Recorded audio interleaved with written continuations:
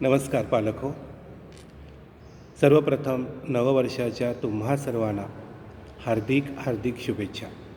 तुमच्या पाल्याची उत्तरोत्तर प्रगती होत जावो ही सदिच्छा आणि प्रार्थना. पालक हो, नवीन वर्षाच्या निमित्तानं काही संकल्प तुम्ही करावेत असं मला वाटतं. नवीन वर्षाची सुरुवात नव्या विचारांनी करावी असं मला वाटतं. मुलांशी तुम्ही जास्तीत जास्त संवाद साधावा ह्या अपेक्षेनं मी आज थोडंसं तुमच्याशी बोलणार आहे. पालक मित्र हो, तुम्हाला जे मूल निसर्गाने दिलं आहे ते मूल आहे तसं स्वीकारा. माझं मूल चांगलं आहे, त्याच्यात काय चांगलं आहे ते शोधा आणि त्याच्यात त्याला प्रगती करण्यासाठी वाव द्या.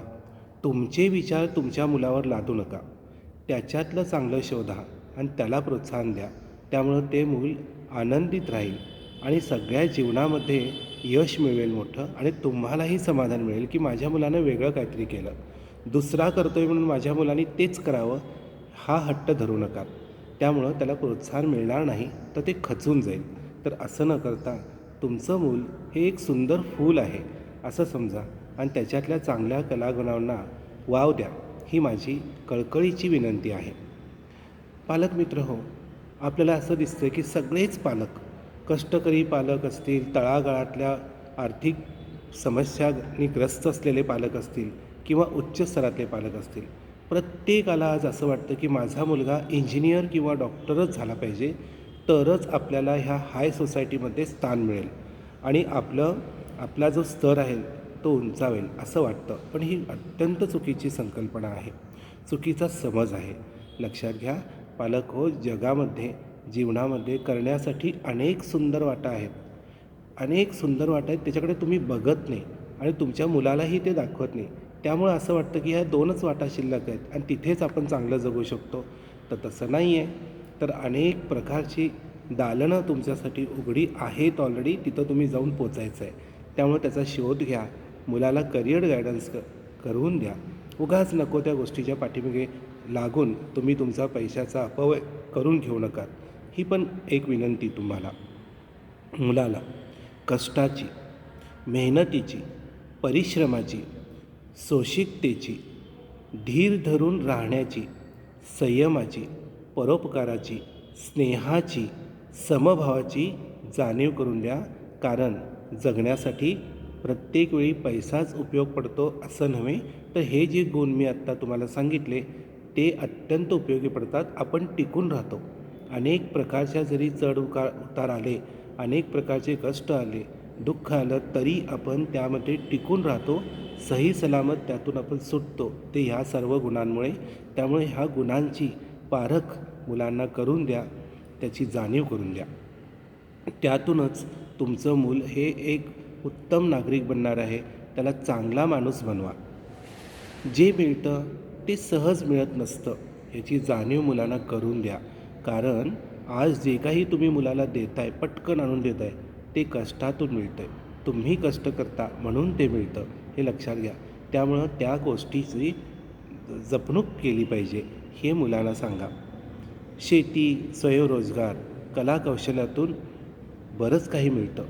लक्षात द्या. प्रयोगशीलता असू देत, त्यातूनसुद्धा चांगली कमाई करता येते, हे मुलाला सांगा. शेती करणं वाईट नाही आहे. ग्रॅज्युएट होऊनसुद्धा उत्तम प्रकारचा शेतकरी बनता येतं, नवनवीन प्रोडक्शन्स करता येतात, हे लक्षात घ्या. चांगल्या अन्नाची सवय लावा. अन्नसंस्कार आज होणं गरजेचं आहे.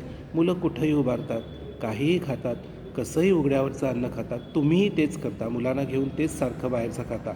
त्यापेक्षा अन्नसंस्कार होणं, काय खावं, कोणत्या वेळी काय खावं, कसं खावं, हे सगळं शिकवणं अत्यंत गरजेचं आहे.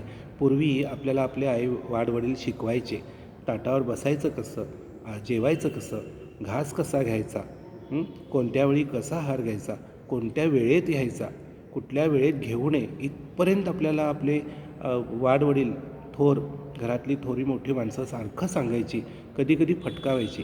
आज आपण असं करत नाही.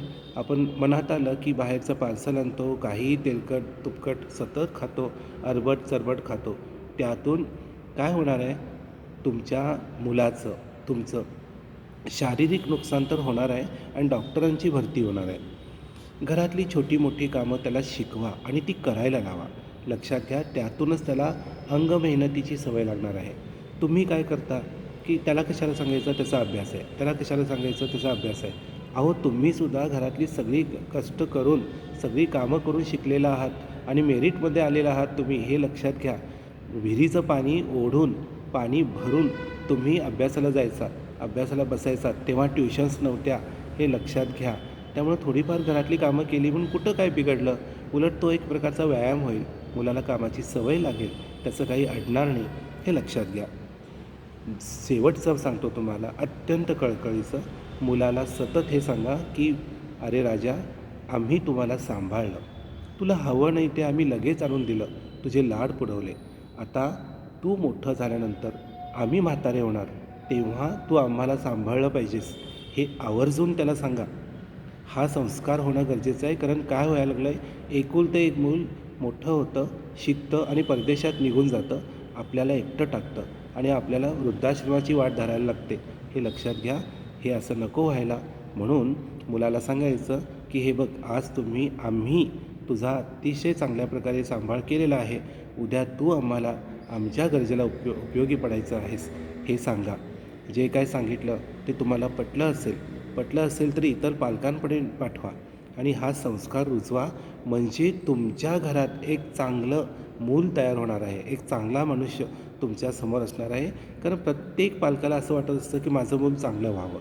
चांगलं व्हावं म्हणजे चांगलं शिकावं असं नव्हे, तर सुसंस्कारित असं ते मूल व्हावं असं प्रत्येक पालकाला वाटत असतं.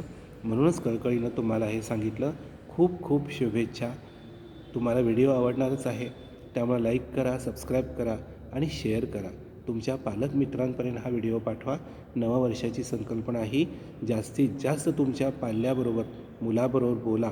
त्याचं काय चाललं आहे ह्याच्याकडे लक्ष ठेवा. कधीतरी अचानक त्याची बॅग तपासा, त्याच्या नोटबुक तपासा. तुम्हाला काहीतरी गोष्टींचा शोध लागण्याची शक्यता असते. त्याच्यावर लक्ष ठेवा आणि खूप चांगलं जगा, समाधानानं जगा. ही शुभेच्छा.